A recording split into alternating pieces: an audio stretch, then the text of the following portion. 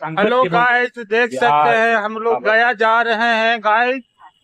और ये हम लोग का गया बोध गया का पहला ब्लॉगिंग है। देखिए एयरपोर्ट पर है। एयरपोर्ट को है गया एयरपोर्ट। और हम पीछे बैठे हुए हैं और हमारे मिस्टर ताहिर हसन गाड़ी चला रहे हैं। क्या कहना चाहते हैं बताइए। कुछ बताइए दर्शकों के। कहना चाह रहे हैं कि ज्ञान की धरती बोध गया, बलिदान की धरती बोध गया में हम लोग आज अपना पहला ब्लॉग बनाने जा रहे हैं। ठीक है, तो मिलते हैं ब्लॉग में। तो हम लोग गाय जा रहे हैं बोध गया ब्लॉगिंग करने।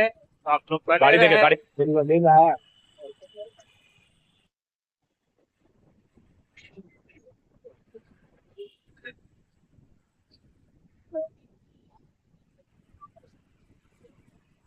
चलो चलो।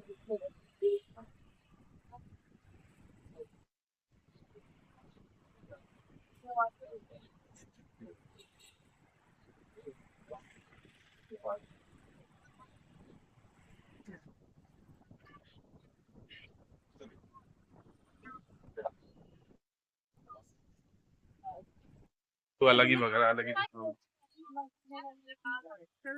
धर्म का मिहियत था। तो यहाँ के आदमी यहाँ वाला बात।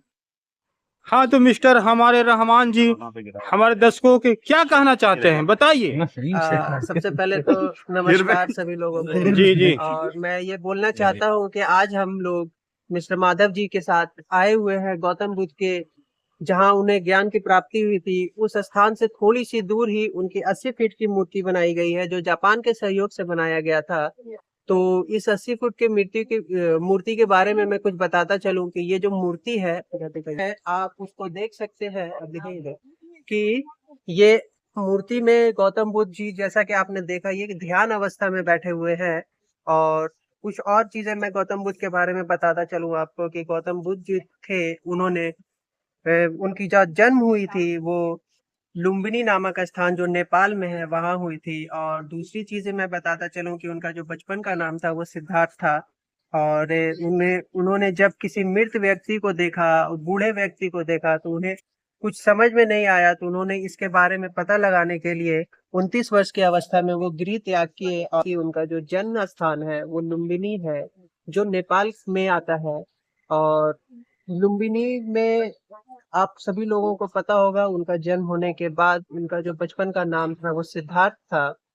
इसके साथ साथ मैं और कुछ बातें बताता चलूं। वो बचपन से ही बहुत शांत स्वभाव के इंसान थे। और कुछ समय के बाद जब उन्होंने मृत व्यक्ति को देखा तो उन्हें कुछ एहसास हुआ कि आखिर ये चीजें होती कैसे हैं।